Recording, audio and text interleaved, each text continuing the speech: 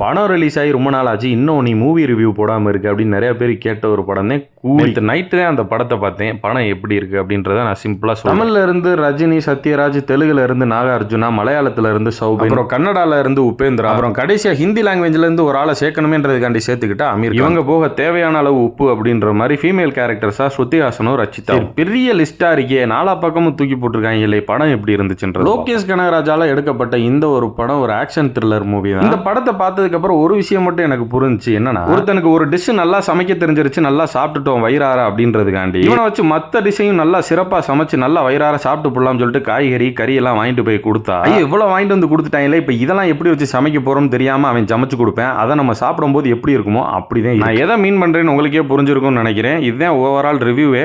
இருந்தாலும் ஒரு ரிவ்யூ. எல்லாரோட நடிப்பும் எப்படி இருந்துச்சு, நல்ல பேக்ரவுண்ட் மியூசிக், பாட்டெல்லாம் எப்படி இருந்துச்சு, அதுவும் நல்லா. அதுல அந்த படத்துல ஒரு ஹிட்டான பாட்டு இருக்கும். அது எதுக்கு வருது, ஏன் வருதுன்னு தெரியாது. ஏதோ அந்த பாட்டு ரிலீஸ் பண்ணி ஹிட் ஆயிருச்சுன்றதுக்காண்டி எங்கேயாவது கொண்டாந்து வச்சே ஆகணும்னு வச்ச மாதிரி. இந்த படத்தை அப்படியே சும்மா ஒரு என்டர்டைன்மெண்டா பார்த்துட்டு வருவோம்னு நினைச்சாலும் சில லாஜிக் மிஸ்டேக்லாம் மண்டையை குடஞ்சிக்கிட்டே இருந்துச்சு. சொல்லி சொன்னா நான் ஸ்பாய்லர் கொடுக்குற மாதிரி இருக்கும், அதனால நான் சொல்லல. அதாவது மற்ற படம்லாம் பார்த்தோம்னா ஒரு பெரிய மைய கருத்து இருக்கும். இது ஒன்று பண்ணிட்டு இருப்பாங்க வில்லன் குரூப், அதை வந்து ஹீரோ குரூப் வந்து தடுத்து நிறுத்தும். அதே மாதிரியே இந்த படத்துல ஒரு பெரிய ஒரு சம்பவத்தை ஒரு நெட்வொர்க் பண்ணிக்கிட்டு இருக்கு. அதை வந்து ஹீரோ குரூப் தடுத்து நிறுத்தல, அதுக்கான முயற்சியும் பெருசா. இவ்வளவு பிரச்சனைகள் அந்த படத்துல இருந்தாலும் ஓரளவுக்கு முடிகிற வரை நம்மளை எங்கேஜா வச்சிருந்தது இந்த சோபினும் ரச்சிதா கேரக்டரும். அப்புறம் முக்கியமா ரஜினியோட இந்த படத்துல கம்ப்ளீட்டா நல்லா இருக்கு. படத்தோட செகண்ட் ஹாஃபுக்கு மேல ஒரு இடத்துல தான் பாத்தீங்கன்னா உபேந்திரா என்ட்ரா. அவர் வந்ததுக்கு அப்புறம் உள்ள அந்த ஃப்ரேம், அதாவது ரஜினி கூட அவர் நிக்கிறது எல்லாமே பாக்குறதுக்கு சூப்பராகவே இருந்துச்சு. கிட்டத்தட்ட ஒரு அண்ணன் தம்பி அப்படின்ற மாதிரியே இருக்கு. சரி, ஓவராலா படம் எப்படி இருக்கு? இந்த காட்டுத்தனமா கழுவி ஊத்திட்டு இருந்தாங்க பார்த்தேன், அந்த அளவுக்குலாம் மொக்க கிடையாது, பார்க்கலாம்.